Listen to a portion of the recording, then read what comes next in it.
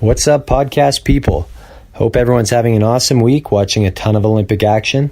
There's a number of Edmontonians at the games right now, so I'm hoping to have some recently decorated Olympic medalists on the show when they return.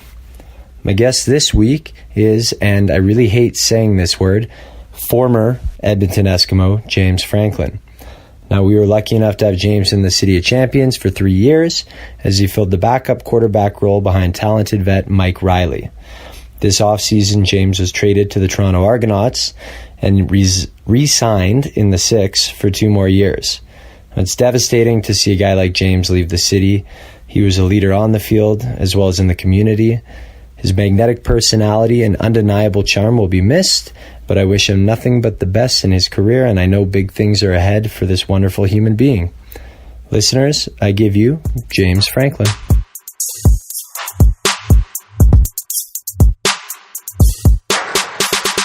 And we're live, sitting here with James Franklin. James, thank you so much for joining me today. Really appreciate the time. I know you've had a lot going on lately, so it means a lot to me that you're here today. What's going on? You're looking good.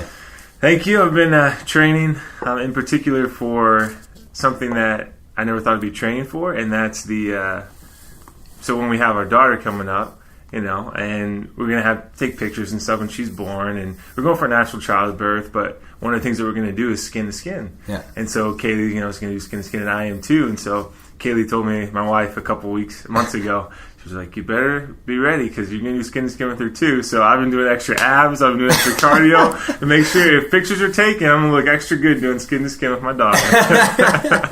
Well, don't get too hard. Like, she's going to be like, oh, you're uncomfortable. Give me back to mom. That's true. I got to soften up a little bit. So how far out are we from the baby Franklin? Just under 2 weeks. 2 weeks. Official due date's March 4th, but we're probably, sooner or later, it's just a rough estimate. I'm predicting between February 21st and 23rd, which is a couple days from now. Yeah. So I'm pretty excited, but whenever she gets here, she'll get here. But we're making sure we've been doing, so it's called I've been reading this book called Husband Coach Childbirth, the Bradley Method. So just learning a lot to kind of educate myself on making sure things that I kind of know what to expect and have a rough idea of what to do, and I've really been enjoying that. So just kind of been preparing and relaxing, and getting excited for when the day comes. What are some things that you've learned in preparing for this that you never expected to know or totally surprised you? Well, the amniotic fluid that the baby is in is pee. Come on. Their own pee. Yeah. Okay. So they drink it, they pee it out, and that's what that is. But it's really clear, and it's different than our own. Yeah. It's not, people think, you're in your own pee, but it's a little bit different. But I didn't know that was like that. And I also didn't realize that there's a second, if you're having one kid, you still birth twice. The first time is a kid, the second time is a placenta. Okay. Which I didn't know that. Yeah. So I've been learning things like that are really cool. They're kind of interesting at first, and you think like, oh, that's gross. But then once you understand it a little bit more, it makes sense. Okay, well, I've already learned something today, so it's a success. What about broad spectrum, about being like a father, about humanity, or about just being a good example, things like that? Yeah. Well, one of the big things that my wife and I really taken into this is everyone says when you have kids, your life's over. Oh, they're going to control your lives. You're not going to have time to go to the movies or go out to dinner and things like that. And we understand that. It is going to be different. It's going to be a huge life change, but we don't want to alter our lives completely around them. And I know that sounds kind of harsh, but when we took our vows, we vowed to each other. Mm-hmm. And we're very spiritually based, so we have a lot of drive from that. But so when we have our daughter, we're going to love her. We're going to pay attention to her. We're going to give her what she needs and everything like that. But we still want to get her used to the lifestyle that, Lord willing, she'll be in. Years from now, she'll get used to. So if we want to go to a movie, we'll try going to a movie, and then if we have to go out to feed her, we'll go out to feed her. But we're not going to let that deter us from doing that. But I've just been so excited just to get to be a dad. Yeah. And I know everyone says, it'll change you, and you'll never expect how you're going to feel and things you're going to want to do being a father, and especially having a little girl. And so I'm trying to prepare myself, but I'm just really excited about it. I'm trying to stay positive. Just because we've heard a lot of, not necessarily negative, but more so things like, prepare for this, prepare for that. Not necessarily in a good way. It's just you're going to have to change a lot. We get that, but we're excited for that change. Right. So we're just trying to to keep an open mind and also just keep a positive attitude. Well, it's the perspective of like you get to do it versus you have to do it. Yeah. And I don't think that's harsh at all, like that you're not making your kid number one, you're still vowed to each other, because I think this is like a common theme that's coming up more and more. Like I've seen a few articles saying like, look, like don't make your kid like your top priority. Your still top priority in any situation is you, because if you can't take care of yourself, you can't take care of a kid, right? Very true. And I also heard a really interesting take on it. A guy named Jordan Peterson. He's a professor at the University of Toronto, and he said one of his principles is don't let your kids do things that make you dislike them. I like that. Right? Like, because like, you know, if your kid is constantly misbehaving, no matter how much you love them, like, you know, feelings of contempt can come up, and you just almost like that love-hate boundary is so thin sometimes, you know, the people that are closest to you can frustrate you the most. So set the precedent early, like don't let them do things that make you think they're a jerk, right? Yeah, that's what I just learned, or not learned, but it kind of clicked in my head. Like I love dogs, and whenever we went over to our friend's house a couple nights ago, and they had a dog, and he was well-trained. I mean, they told him once, and he listened, and I was just like, you know, it's pretty cool. Whenever they're puppies, you have to make sure you discipline them, and it's hard because they're so cute and adorable, and you don't want to discipline them, but you do it when they're young, and then when they get older, they'll listen. And then he said, yeah, it's the same when you have kids. You know, if you want to be a certain way, you got to put in the time and effort in the beginning, and then when you get older, you have to tell them once, and they'll do it. And so it's kind of a funny analogy, but it made a lot of sense, and you just got to be willing to put in that time and effort. And like you said, or like he had said, you don't want to let your kids do things that make you not like them. And I definitely want to like my kids. So I can tell you're really pumped to be a father, and that makes sense because your biggest role model in your life is your father, correct? Yeah, yes, sir. That's right. So, first of all, is he a grandpa yet? Or is this his first grandpa? He is? No, so he's, I've got 3 older sisters, and they all have kids. So I'm the last one. You're the baby? Oh, well, he says he's the baby because he never leaves mom. Yeah. But yes, I'm right above the baby. I'm the youngest one, and I would say he's most excited about mine because I'm clearly the favorite out of my family. So, but no, I'm the last one, and he has... My older sister has 2 kids, a boy and a girl. My middle sister has a boy, and my youngest sister has a boy. And so I'll be the last, and they're pretty excited. But for my wife, she's the first one in her family, of her siblings, to have kids. So her parents will be first-time grandparents. That's really exciting. So your father is a huge role model for you and a huge influence in terms of your career path and playing professional football. What did he do when you were younger that made... that made you want to play football? Or was it lead by example, or was it, did he push you to get into football? No, not at all. So he played football. He was a track athlete. He was an All-American wrestler, and then football player. He played pro for 2 years, but and he's a motivational speaker and an evangelist now. And so kind of wanted to always follow in his footsteps because when I was younger, I saw how he interacted with people. He's a big people person. He would make them smile, make them laugh. He could become friends with anybody. And I always found that really inspiring. And people would always say, oh, your dad's the best, or oh, your dad this. And to this day, people tell me stories about my dad from like 40 years ago, and they remember it like it was yesterday. And growing up, my parents were both athletes, and they'd always play with us in the yard.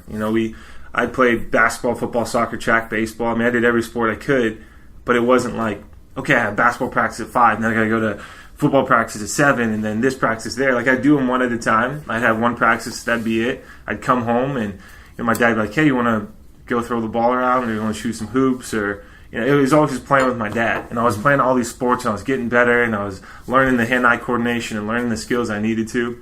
And then finally, I was in the 4th grade, and I wanted to play football. And he said, I said, Dad, can I play football? And he was like, well, you have to do 100 push-ups for a year if you want to play football. You have to do 100 push-ups for a year, and then after that... Like every day. Every day. And how was day one of that? Did you get to 100? I took a lot of breaks. I got to 100, but it was like, I'd pop out 15 or so, and then pop out another 15, but then after I got over like 50 or 60, I had to start doing them like 5, 10 at a time. But then I finally did it, and it helped me set goals that I didn't even realize I was setting. And so anyways, the year went by, and then I'd done it every night. Dad, I did it. I want to play football. And he said, okay, but this time you have to do 200 push-ups every day for a whole year during the season, or while you're playing football. And so I was like, okay, so I did it. And so I was playing football, playing basketball, I was playing all these sports. And what he was doing is he was instilling work ethic in me. He didn't make me do them. He said if I wanted something, this is what I had to do. And I really like that because I see a lot now, like these young upcoming athletes, their parents are making them do all these different things, have all these different trainers, and it doesn't become fun. And anybody knows when you're having fun, no matter what you're doing, you enjoy what you're doing. Of course, and you're going to play harder at it. You're going to do better at it, right? Want to improve. Way more, and there's not a lot of pressure because you're just enjoying yourself. And so I wanted to get into football because it was physical, and I told you I had 3 sisters. And so I wasn't allowed to touch them. My dad, raised me not to hit a woman, not to rough them, nothing. Yeah. And so I didn't have any brothers, and so I wrestled with my dogs. But sometimes they'd bite me, and that would hurt. And tried wrestling with my dad, but he was clearly a lot stronger, so it was never fair. And so you could be physical in football and not get in trouble, and I like that. And I like that. It was the biggest team sport in America, and it's such a team sport. You have to work together. You have to learn to work together with people from so many different backgrounds, from different upbringings, different beliefs, but to achieve a common goal. And that's what really attracted me towards it. And seeing how my dad was able to interact and reach people and work with people. He said he learned that through sports. He learned to work with random people from everywhere around the world through sports. And football, as you know, there's in Canada, they keep 53 on the roster. 46, and then it goes up to 53. And then in the U.S., it's 53. And then when you're in college, you have about anywhere from 80 to 100 guys on a team. And so there's 85 guys on scholarship.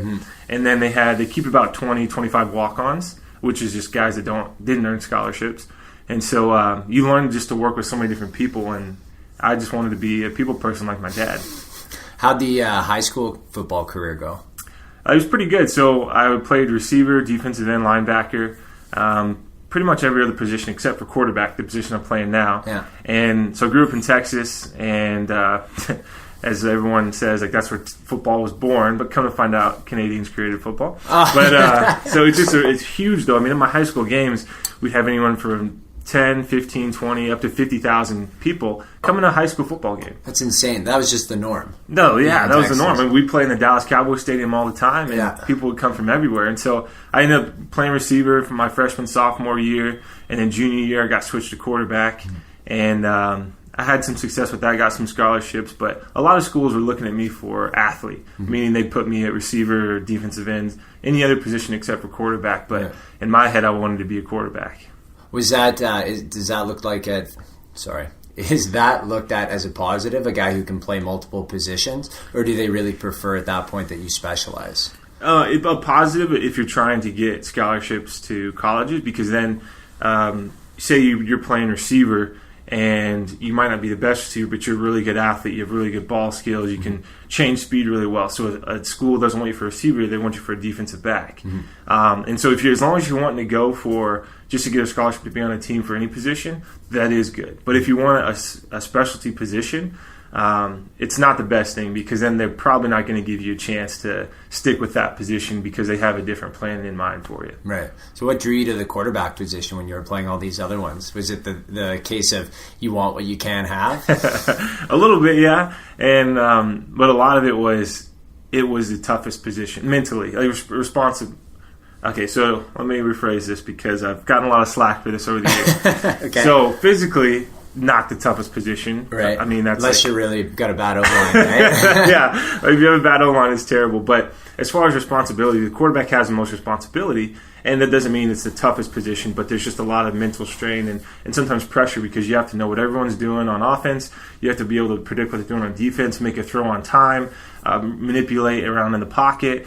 And so, but I wanted to play it because it was a tough position. And at the time, like receiver and defensive end, that was easy for me. And that was tough. And then when we would win or lose games, the quarterback would get the blame, whether he deserved it or not. And I felt bad because I'm like, man, why are they're killing this guy for losing the game? Or like, why are they giving all the glory or he's taking all the glory when it was like a team win? And so I wanted to be the guy in that position to take the heat, but also share the wealth as far as like, hey, it wasn't just me. Like, it was receivers, the O-line, the defense kind of thing. And that's what drew me to want to play quarterback, because naturally it is a leadership position, but I wanted to be able to, if we were going to take the blame, take the heat, I wanted that to be on me instead of someone else. And I wanted to make sure everyone got credit for a win. Everyone got credit for doing something or accomplishing a win, and not just the quarterback. Right. Did that drive to want to be a leader, did that come from your dad? I would say so, yeah, a little bit.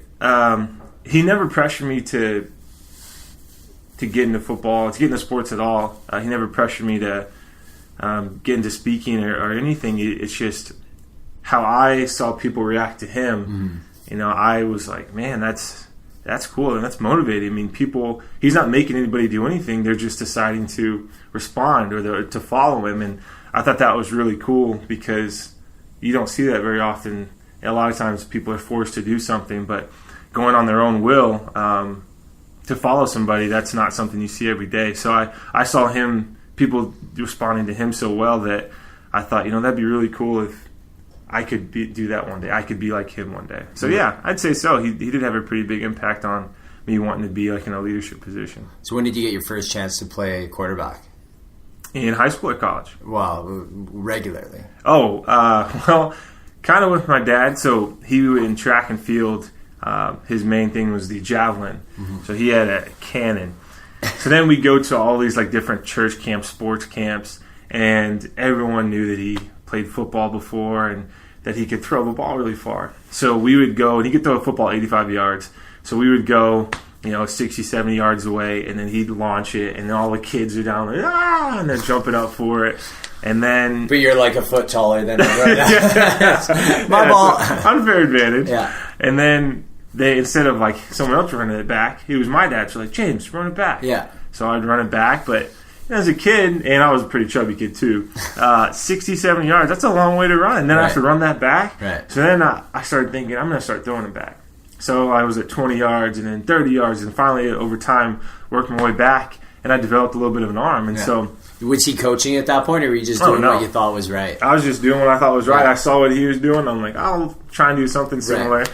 And so then I developed a little bit of an arm, and then first time I ever had to play quarterback was my freshman year in high school. And our quarterback, he was kind of struggling a little bit, banged up, so they put me in. And I got to throw it a little bit, and we won. It was like the last 2 games of the season. They're like, okay, you can play, but we'll keep you at receiver so you can move up to varsity. And so I played receiver, then finally played quarterback. But it was my freshman year, I remember, and he was our quarterback was a little banged up and kind of struggling, and they thought, why not try James? Yeah. So you get to university, hit some injury problems, hey? Oh, definitely. But it started off great. Freshman year I got there, I worked my way to the backup position. I got to play in about 3 or 4 games and did okay. Didn't do terrible, didn't do great. Then the next year I was my first year starting, and so I had a really good season. I totaled 3,000 passing, 1,000 rushing, and I was on all these like preseason watch lists for the following year. I mean, teams were telling me if I were to play as well as I did my junior year, third year at university, as I did my second year, I'd get drafted in like the top 3 rounds in the NFL draft. Yeah. Like, all this different stuff. I'm like, this is sweet. So I'm training really hard in the off season and doing great. And then I tear my labrum in my throwing shoulder. So typically, what happened? You get hit? No, it was in practice. I was running. I fumbled the ball, and so I dove out to recover it. And my hand was on top of it. My shoulder was elevated. Then a guy came and landed on my shoulder, and just heard the snap. And my arm was like a noodle. And so this was about 3.5, 4 months before the season was starting. And this was my big year. What was going through your head at that time? Well, when it happened, first thing I thought was, okay, injury or labrum injury. What's the recovery time? So I looked it up, and it's anywhere between 6 to 9 months for throwing athletes. Right. Like, man, that is insane. Like, it's too long. I don't have that much time. I was thinking, okay, I can come back half the season. And I'm like, no, I got to take it one step at a time. So I was killing the rehab. I was doing rehab like 6 hours a day. I was working on flexibility. Obviously, after the surgery, I had to make sure it healed. Then I worked on flexibility and then strength. And I was coming back. And then I started throwing a Nerf football in 2.5 months. I'm like, okay. Who are you throwing to? One of the trainers. His hands got way better that off season because he was catching a lot of Nerf balls. Yeah. And then the season was about to start. We were about a month away. Then I started throwing a football. And in my head, I just kept thinking, this is the year. I'm going to get drafted. I'm going to make millions. I'm going to win all these different awards and get all this attention. So I made it back for the season. The record time was like 3 months. That's incredible. And I was pumped. And some people thought I rushed it back, but I was like, no, I'm good. First game of the season was great. We won. Arm felt great. Second game of the season, Not so great. I was going to throw the ball. Some guy hits my shoulder. I hear a pop. I'm not sure what it is. I thought maybe one of the stitches had broken. Come to find out, I busted a bursa sac, so my shoulder's fine, but I had to miss that rest of that game. We lost. Had to miss the next game. We lost. That's all right. Come back, playing Vanderbilt, first quarter. We're up by 10. Guy hits my knee, tear my MCL. Oh man, that hurt. Yeah. So I'm like, okay, well, am I going to be out for the rest of the season? No, it's a partial tear. So just 6 weeks out, 3 weeks in a straight leg brace. All right. So I come back in 5 weeks. But we lose. It was those 4 games I missed because one of them we had a bye week. We lost all 4. Yeah. Like, all right. That's all right. I'll come back. So I came back maybe a little earlier than I should have. Right. I was a little tentative on it. And so as a quarterback, weight transfer is huge. Every time I'd throw, I wouldn't transfer weight, so I sailed every ball. We were playing this team that was ranked 6th, Florida Gators. We weren't ranked at all. I threw 4 interceptions, so I basically felt like I gave the game away. And we only lost by 7. So everyone's just killing me. You suck. Like, you know, and you're like, this is what I wanted, though. I wanted to take this. That's right. Yeah. And so what I didn't expect, though, I wanted to take that, was starting to believe it. Because I started to think, okay, well, look at the facts. You know, I haven't won. I haven't been doing good. I've been struggling in this area. So maybe they're right. So I had a lot of self-doubt. But I was overcoming it. I was thinking about what I was thinking when I was doing rehab and therapy on my shoulder and on my knee, and I just thought, I can do this. So I came back the following game, got hit in the head, concussion, had to come out early in the game. We lost that game. I had to miss the last game of the season, and this was the first time we hadn't made a bowl game, which is kind of like playoffs, before they had college playoffs, in like 10 or 15 years. Yeah. So I was just getting killed. So you broke the streak in their minds. Right? Oh yeah, and I missed a total of 9 games. Yeah, you didn't even play out this season. Yeah, but I'd rather be me than someone else, and so. But it was tough. So you had the bursa sac, you had the MCL, and you had a concussion all in one season. And if you technically want to count the labrum, but that was like at the start of the season. Yeah, yes sir. That's a bad year. That'd be a really bad year. That'd be enough to keep someone away for good. Yeah. Well, what's crazy is my first year, I didn't miss a game. But my first year starting, I cracked my sternum, fractured my hip, broke my ribs, broke my 2 fingers, busted a bursa sac in my knee, and tore my hamstring. But I was still able to play. You didn't miss a single game. No. It was bad, but it wasn't that bad. So you got a pretty high pain threshold. Is that fair to say? I'd like to think so, yeah. Okay. And then what happened the next? So that was going into your draft year, right? That was the year I was supposed to make it all happen. And then, nothing. So because of all the injuries, because of missed playing time, they suggested, like, hey, you're so injury prone, like a team doesn't want to take you because it's a huge risk. Right. So it's best for you to stay out and play your last year. So I'm like, okay, now I'm off the radar. I'm not on any preseason watch list, nothing. Right. Is it looked at like as a huge drawback for players to skip their first year of eligibility and go into the second year, or is it kind of like no? Either way. It kind of depends on your situation. Right. So if you just had a great year, your eligibility year, and just killed it, then it's probably best to go that year because then as long as you're healthy at the end of the season, you're guaranteed to get drafted. Whereas if you come back, you risk it.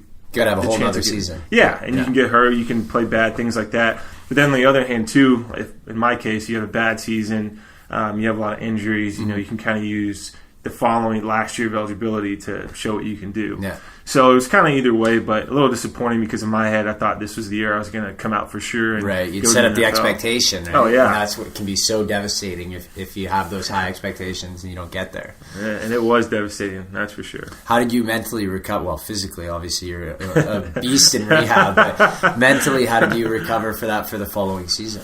So a lot of things that I thought about and talked about is my dad always did a good job of remembering that football is not the most important thing in life, and there's other things out there. And I told you earlier we come from a spiritual background, so a lot of spiritual reasons. But I just knew that if this doesn't work out, I'm still going to be okay. Life's still going to go on. I still want to become a husband one day, become a father one day, have a family. Football is not going to ruin that just because I can't play or get drafted. So I was thinking a lot about that mentally, and I was thinking, I've got a lot of motivation, but what do I do next?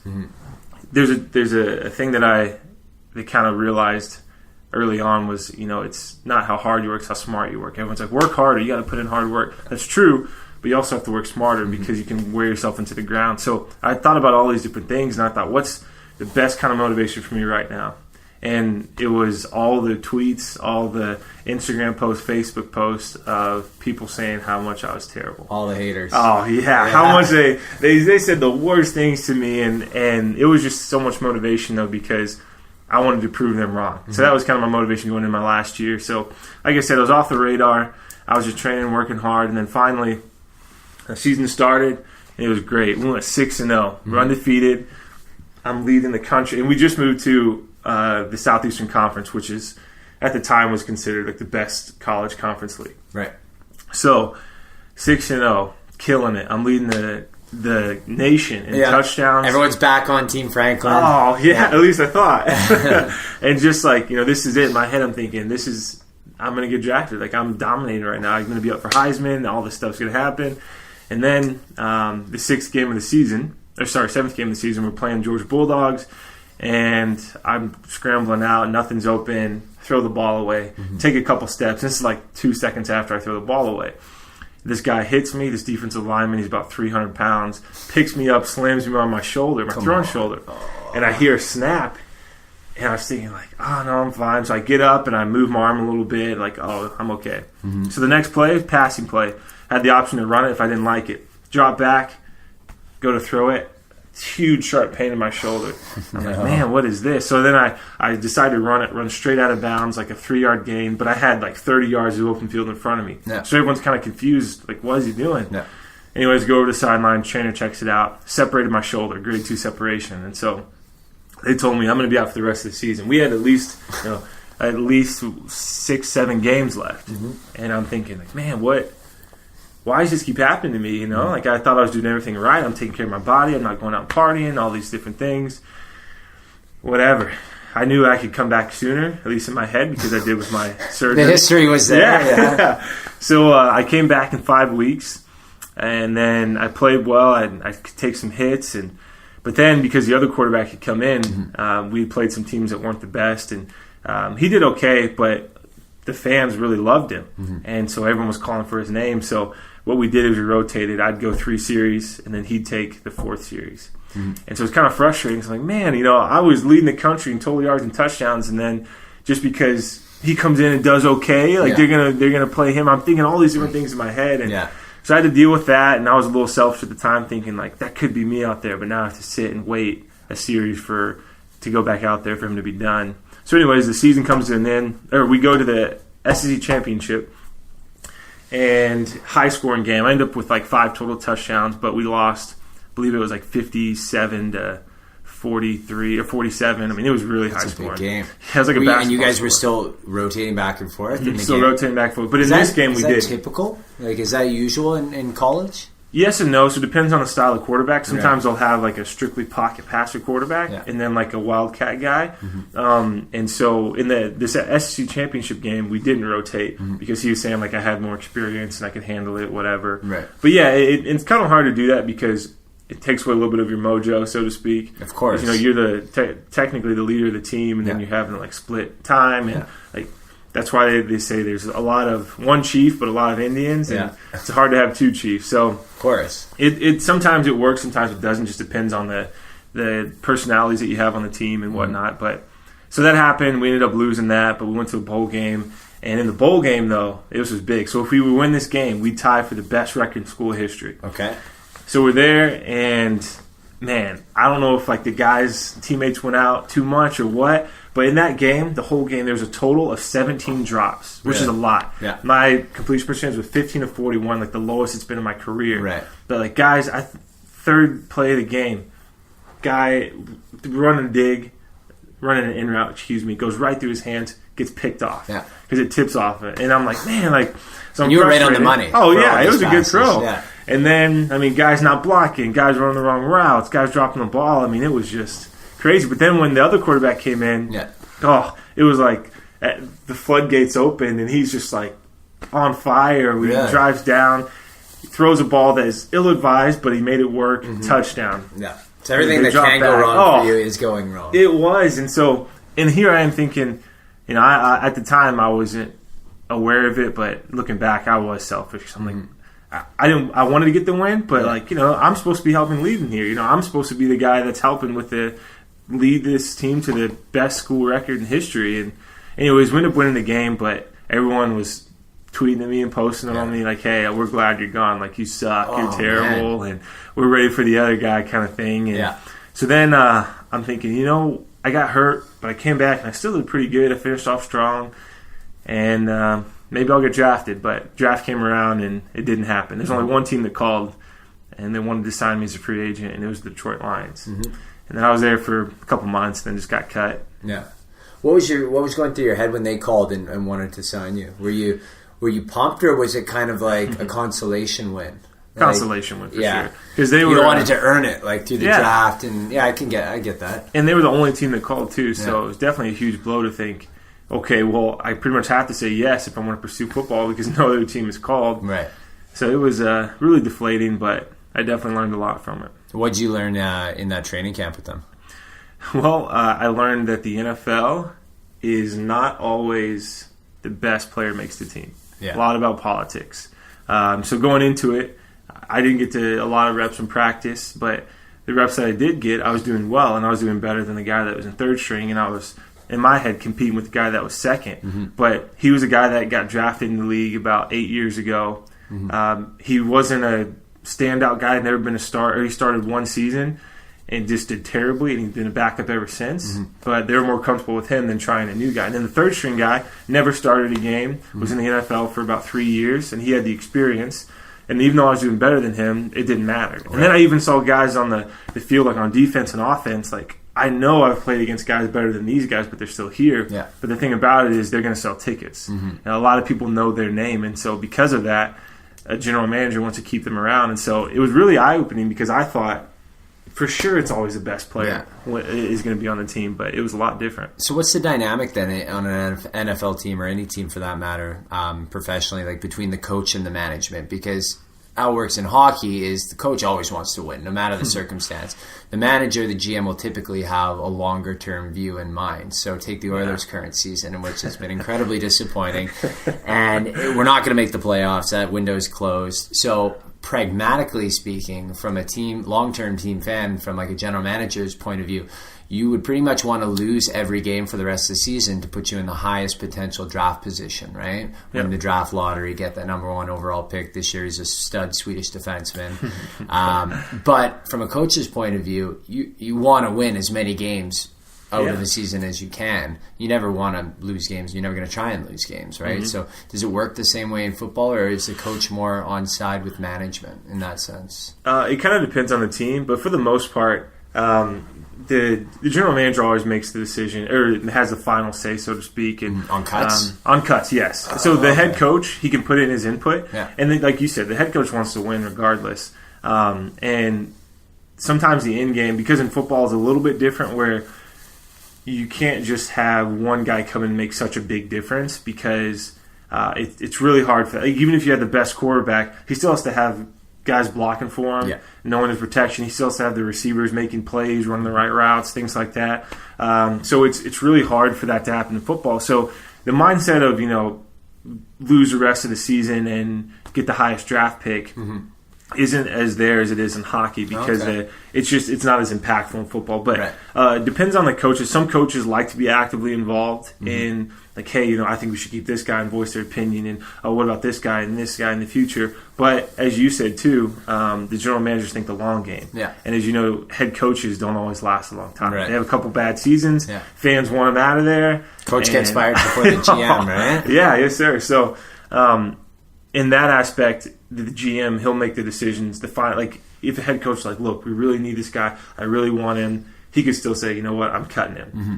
And then on the flip side, if the GM was like, look, I really like this guy, and the head coach didn't, he's going to keep him. Yeah. So they typically work together, though, because with any job, the better you work together with someone. Got to be a team, right? Oh, yeah. So, the dynamic's a little bit different, but it kind of depends on which team as far as how involved the head coach wants to be. Because at the end of the day, he's going to have to coach whoever he gets. Now, some guys try and get a say, some guys don't, but it just depends on the personnel. Right. So tell me how it was that you ended up here in Canada in the CFL after that debacle. Yeah. So, well, at first I had a buddy who was up here with the Edmonton Eskimos, and that I played with in college, a running back, and he said, he was up here doing good and that I should potentially try it out. Mm-hmm. So I thought about it, and I was like, okay, I'll think about it. And then, what was the CFL? Sorry to jump in, but what was the CFL to you before that conversation? Was it even on your radar? Had you even put any thought into it? Did you know what it was? No idea what it was. Really? I thought it was like a European football team. I feel terrible. May as well be, right? Like you're in football mecca down there. Like, why would you be looking elsewhere? Yeah, and that's the perception that I got, because when I started to look into it and do some research, I got a lot of people saying, or a lot of comments saying it's a D League, it's not very good. But I still didn't know it was in Canada. I was still thinking it was in Europe. And so then I called a while ago when I was in college. I went to the Archie Manning Passing Academy, or the Manning Passing Academy. Mm-hmm. And so like Peyton Manning, Eli Manning, and their dad Archie, and their brother, I'm trying to think of his name. But anyways, I went there and I got to meet them. And they were all really nice. And Mr. Archie Manning, the father, he had texted me a couple times my last year in college after some games and said, like, hey, keep the faith and keep believing in yourself, and right. You'll get through this kind of thing. And I thought that was really cool. And he always said, text me if you ever need anything. Right. And typically, some people at times just say that to say that, like, oh, let me know if you need anything. Like, I'm always here. Yeah. You can tell when people are genuine with that, though, right? You can. Yeah. And he seemed like he was. And so I called him. And I asked if we could, talk and get some suggestions. And I know he's really busy, and he's very well known, and I didn't want to take up much of his time. So I just asked him what was the best window of opportunity back into the NFL. Mm-hmm. So then he was like, the CFL. He listed all these leagues, and then I looked it up more and found out it was in Canada. There you go. And so then I started to really pursue it, and I went to 6 different CFL workouts in the States. They have tryouts in the offseason all around the States. And so I drove to all of them, and you've got to pay $100 up front to do the tryout. Thought I did really good. Didn't hear back from any of them. And then on the 4th one was in Nebraska with the Edmonton Eskimos. Mm-hmm. And the guy told me, the head coach was Coach Jones at the time, and he said, you should probably pursue the Arena League football, which is lower than the CFL. Right. He's like, you need to develop your skills and things like that. And I'm just Is that like the XFL? Similar, yes. Okay. Yeah. It's actually, I guess, it'd be above the XFL or below it at the same time, because the XFL was gone and then it came back, and then it's gone and then it's coming back. Yeah. But the Arena League football has pretty much been there for a while. Anyways, he said I should do that, and then I just thought, there's no way he wants me. And then a couple weeks later, he calls and he's like, hey, you want to come to our little mini camp? Yeah. I was like, yes, sir, I'd love to. And then he called a couple days and said, hey, we want to offer you a contract. Yeah. And I'm like, oh, I'm in. And nice. So that's how it kind of happened. And, I was thinking, too, that the CFL was a D League, and because I didn't know anything about it. Right. I'd never watched it, never seen it, nothing. And then come to find out, it's a really talented league. There's a lot of players that could be playing in the NFL that are here, or that have played in the NFL that are here, or some that have gone from the CFL to the NFL. And so it was really exciting. And then when I got here, I realized this is a good league, and my wife and I enjoyed being up here, and we liked it a lot more than we were expecting to. And we were low expectations in that sense, right? You didn't have sky high ones. What's you said it's a lot more of a talented league than you thought. So what was your experience then? You were with the Eskimos now for 3 years, was it? But you were kind of stuck behind Mike Reilly. Mm-hmm. So how was that for you? What have you learned in the last 3 years, and how tough was it too? Being a backup when you got into this because you want to be the guy who wants to play, right? Yeah. You want to be the guy. Oh, so how have you had to sort of adapt your mindset? Well, so when I first got here, I did the training camp with the Eskimos and then played in the preseason games and did really good. And again, naive thinking, I'm going to make it for sure. Yeah. So then I get cut and they put me on the practice roster and say they want to develop me. And kind of frustrated because I was thinking at the time, I can't even make it on the roster in the CFL team. I've got to be bad. And then first game of the season, Mike Reilly gets hurt and I get moved up to basically the backup now. And the backup that was before me, he was now the starter. Right. So he played a couple games, did good, did bad, and then they let me play some.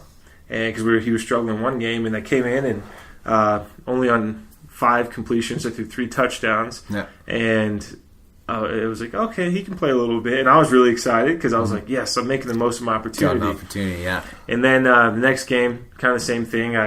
He was struggling. I went in, did pretty good. The next game, same thing. I went in, did pretty good. And finally I got to start, I think it was like game 9 or 10. And I was fortunate enough, everything was working well, special teams, defense, offense, and I did really good. We won that game, and then Mike came back and ended up starting again, and then I got to solidify a backup spot. But I had this experience, and so I was really excited, and I knew that I just had to wait and be patient. Then the following year, I only got to play one game, the very last game of this regular season, but I did really good. I was fortunate enough to do really good, and I threw 4 touchdowns in the first half, and then I'm like, okay, still just being patient. I have one more year in my contract. So then this past year, 2017 season, I got to go in just a couple games. But again, I was fortunate enough to do really good.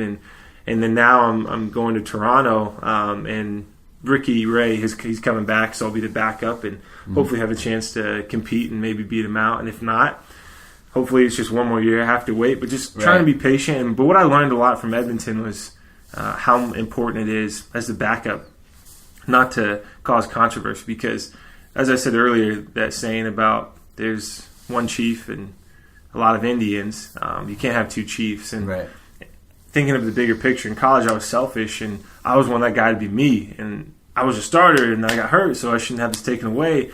But how much that affected the morale of the team, because everyone has different relationships.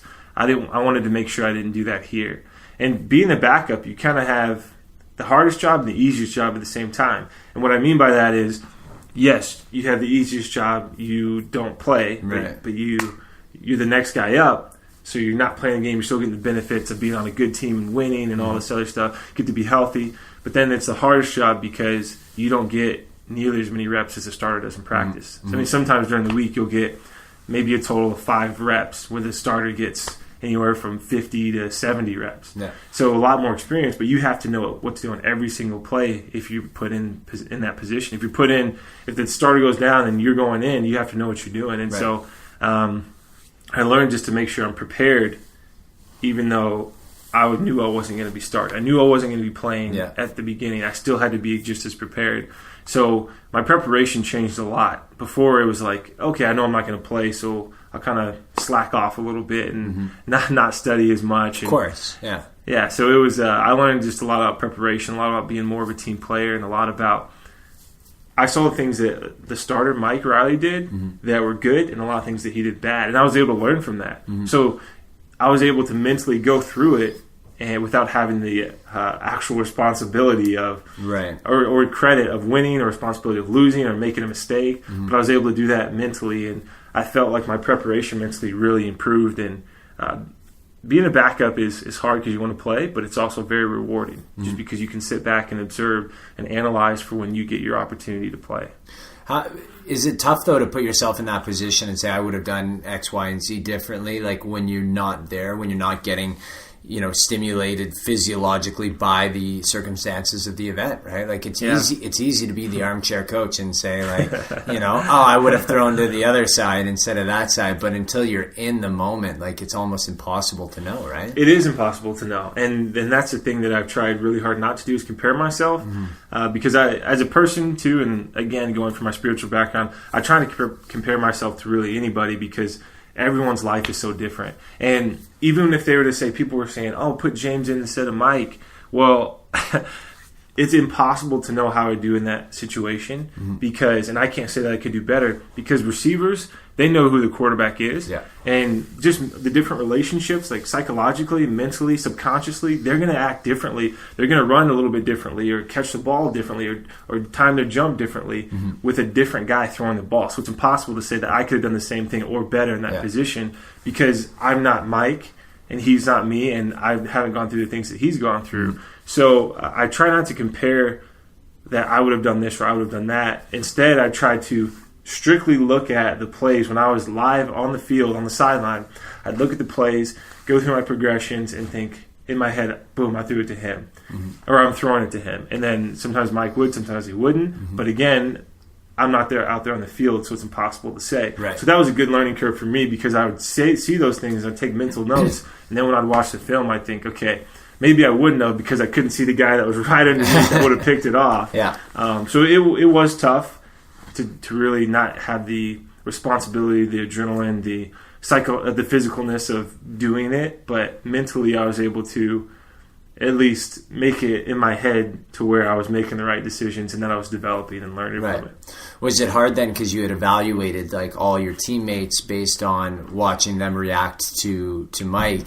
Was it hard then when you went in and have them, because you think you know what they're going to do based on them, based on watching Mike with them, but now all of a sudden you're in and then they're acting differently than you've gotten used to them. Was that a thing at all? Or am I just digging way too deep into that? No, yes and no. So, like I was saying before, it's having a different relationship with them. Some guys respond differently, and I like to say I can make friends with anybody or get along with anybody, and so sometimes it was positive. The guys would joke like, "It's Franklin." They sing that little Franklin the Turtle song. Hey, it's Franklin, and they joke and they do these different things and make it more relaxed. And so it was hard though, because in practice I'm behind the guys, behind Mike when he calls the plays and he interacts with them.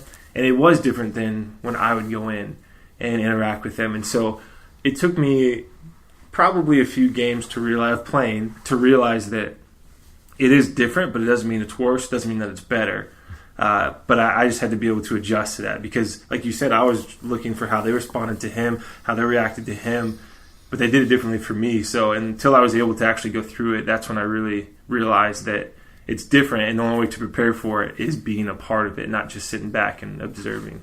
So walking into a new dressing room in Toronto, do you know any of the players there already?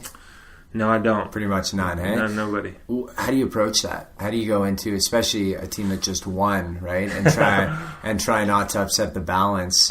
What's your strategy going to be going into that room? I would say, what I've been thinking about a lot is just being quiet and keeping to myself. Because I definitely consider myself outgoing and I want to make friends with everybody. But I also know that Ricky, in the beginning of the season, he's going to be the starter, and I'm going to be the backup. And so going into a mindset of, okay, I'm not trying to get everyone on my side, not his side, but just keep to myself, and I'll talk to the guys and everything, but not come across as arrogant. I don't want to come across as a know-it-all or that I'm about to be the franchise quarterback or anything like that. Just kind of keeping quiet and getting to know the guys, and really just working really hard. I enjoy working when nobody is looking. When I work when people are looking, I feel like I overthink it. I feel like they think I'm doing it because they're looking at me. But I always feel, I always feel like I'm just doing this for show, even though I know I'm not. So I like to put in the work whenever I am by myself, because I just think about a lot of the things that I've been through and a lot of things that I want to accomplish.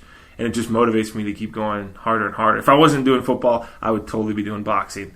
Because I'm telling you, all the aggression that I have inside and like the frustration, I would love boxing. That's right. I went to that boxing class right now. It was the best. You got a hell of a punch. I think you could certainly pursue that as a career. So is it good? Do you know Ricky at all?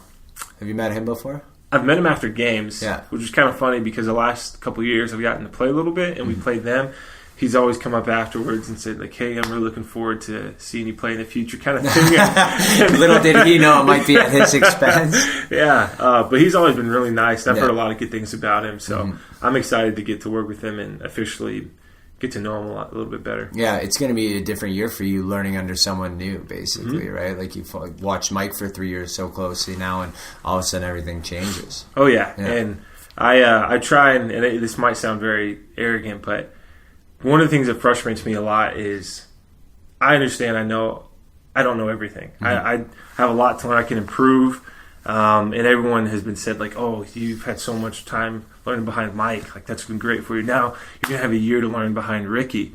Like, I get it. I can learn from anybody. I can learn from a fourth-grade quarterback. It doesn't matter.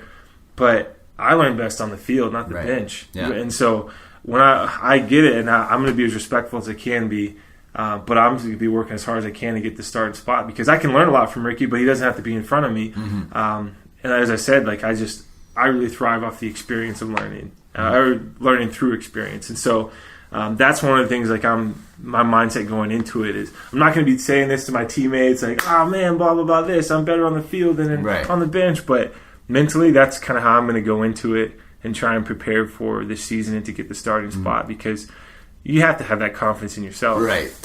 Life's about confidence, right? And especially in athletics, it's got to be an all-time high. You've got to be able to put the bad play behind you. And that I totally sympathize with that. It's got to be tough not actually getting the opportunity to do that, to experience that.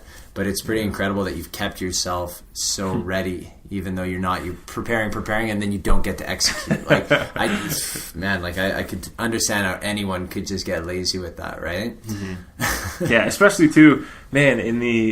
When you have that opportunity to make a good amount, a decent living for 6 months out of the year, of kind of being the guy in the background, not doing much, it is very tempting to be lazy because, I think for some of us by nature, it's like, okay, I like to relax. I don't want to do a whole lot. I kind of want, it'd be nice if things worked out for me perfectly and I didn't have to go through struggle and adversity, but it's definitely tough. I went through as I was saying earlier, I went through some points in my life where I kind of was being a little bit lazy and sitting back and, well, it makes sense. It's physics, right? Things in motion stay in motion, right? And if you got to start from a standstill, that takes far more effort than if you're already in stride, right? Yeah. It's just natural in my opinion.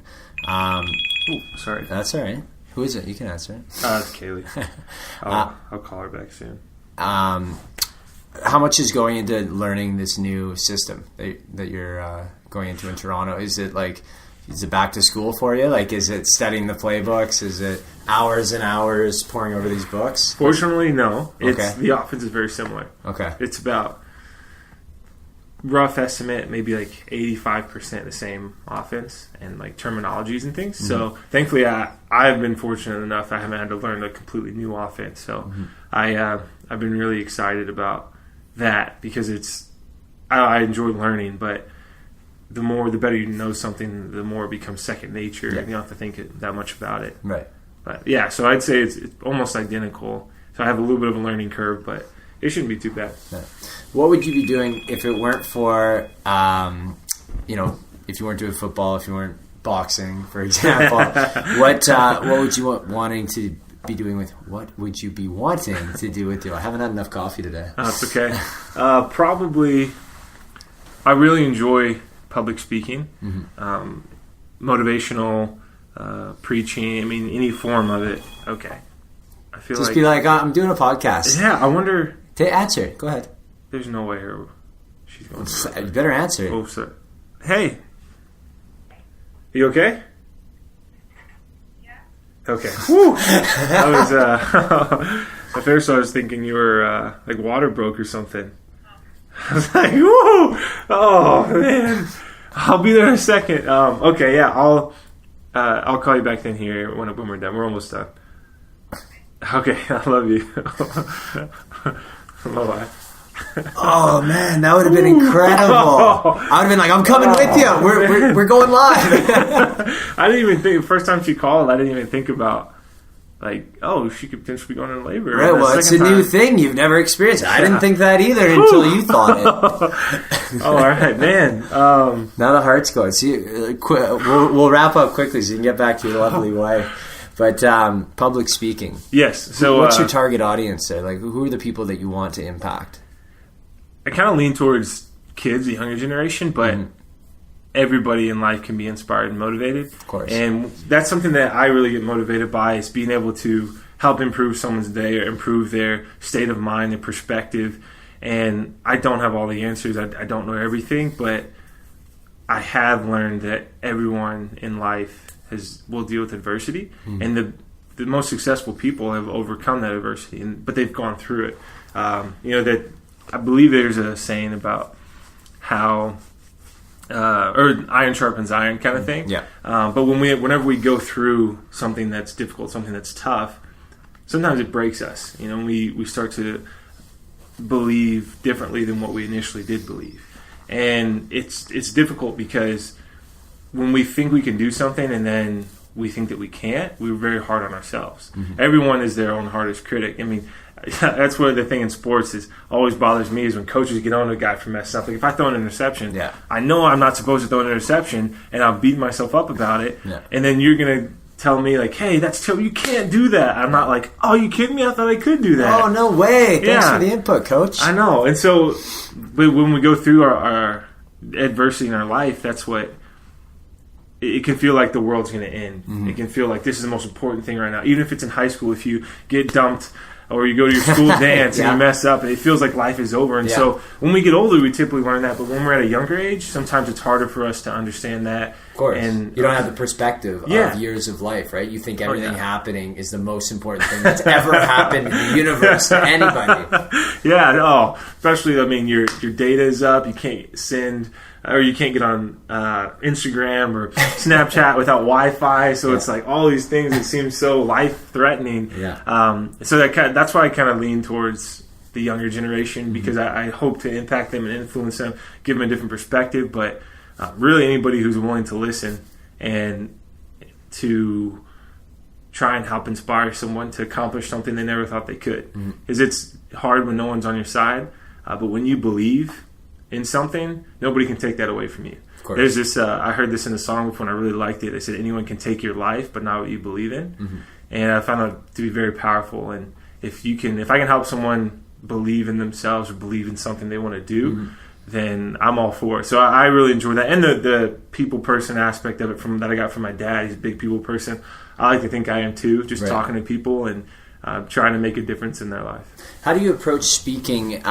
Because you're obviously a guy that believes like actions speak louder than words, right? You said in your football, it's just, I put in the work no matter who's watching, and that's going to be what leads to the results. So how do you approach speaking in the sense that, well, then you have to use your words. You have to talk. So what kind of things do you talk about? Your life experiences? Like, what do you talk about? A little bit, yes. I talk about my life experiences. But mostly I try and relate it to them because I believe that we are most impacted by something we can relate to. So when I talk about, sometimes I'll tell my story and talk about what I was dealing with. I'll try that if I'm talking to a high school group, I'll try and relate that to something that when I was in high school that I went through, or I'll try and do research online and think, okay, because I went to high school 8 years ago. Yeah. So what's happening now? Now, what's going on now? What are they going through now? So I try and just make it as relatable as I can. But in my research, I found that comedians, speakers, public speakers, and actors have a lot in common as far as being able to convey a message and have the right facial expressions, have the right mannerisms, have the right movement. And so I try and do a good job of whatever I'm talking about, explaining that almost like physically, like with the hand movements and gestures, but then also standing in a confident manner. Because when you watch a performer on TV, it's like they know what they're doing. A veteran performer, everyone watched Justin Timberlake on the Super Bowl halftime show, and he obviously knew what he was doing. He looked comfortable and confident. But then sometimes on the shows like The Voice, like up and coming stars like singers and stuff like that, and they're not used to that, you can kind of tell when they look uncomfortable. So you have to believe in what you're saying. You have to have that conviction. You have to show them that you believe what you're telling them to believe in. And that's kind of difficult to do at times, especially when you haven't done as much research or you're not as prepared as you'd like to be. Life gets in the way sometimes. It does. Yeah, you got to get all these different things out of your way until you can get it done. But doing research is probably one of the biggest things that I try to make sure I know, so that way when I make an analogy and give an example, it's really relevant to them. And they feel like they can connect, and they can, whatever I'm telling, they can substitute my name or substitute my career for their name or their career. Yeah. What's the saying? If you fail to prepare, you better be prepared to fail. Oh, yeah. Something like that. That's right. I've also heard it is failing to plan is planning to fail. Yes, I think that's a better one. So you said that you constantly hear from people that your dad changed their lives, and you want to be someone that impacts people really positively as well. Is that at all intimidating to you to have this your role model looming so large and knowing and he's impacted so many people? Like, I wish I could just do half of that, or how do you approach that? At first it is a little intimidating, but then a lot of people, I'm sure, have told my dad how much it impacted his life, but then there's also been a lot of people who haven't, and that's what kind of took a lot of that pressure off of me. Is I might speak in front of 100 kids and reach one of them, I might reach 50 of them, but I'm not always going to know because I'm not expecting them to come up and tell me, hey, look what you did, or this is what you helped me improve in my life. But knowing that they don't have to tell me in order for it to have happened, that gives me a lot more confidence and takes a lot of the pressure off of, like, okay, I got to impact guys or people just like my dad did. Right. And it was tough at first because there was no way to know. And how was I to know if I impacted any of these kids? Yeah. And then it's kind of been cool. So just even in the past weeks after I signed with Toronto, or re-signed with Toronto, I got messages from kids that I spoke to that when they were in high school and like, hey, I've always been pulling for you. And I remember you told me to never give up on this or whatever. And it seems like you're not doing that either, or you're not giving up on it either. And I thought things like that were really cool. So I'd like to think that I'm impacting people. It's just being okay with not knowing if you ever had. Yeah, of course. Well, and it's kind of like being the backup too, right? Like you're always consistently preparing, even though you might not get the feedback from the results. You've got to keep doing it, and you got to be confident that you're doing the right things. Yeah, right. Definitely. You got to be confident, and you have to have a plan and try to execute that plan, but also be willing to adjust because, as everybody knows, things don't go according to plan every time. Just appreciate the things that are happening to you at the moment. Yeah. Is there anything you want to leave the listeners here with? Any words of wisdom from the wise Franklin? I don't know if I'd say wise, but man, no, I really appreciated this. I've learned so much, and I always hope that something I can say can relate to someone else and help impact them. And I don't know, I've just been myself and trying to think, man, that's a good question. I should have thought of something like that before. No problem. I mean, the past hour is a wealth of information and a wealth of wisdom. So, not to put you on the spot there, but we wish you nothing but the best in Toronto. And sad to see you go, but super pumped for your opportunity.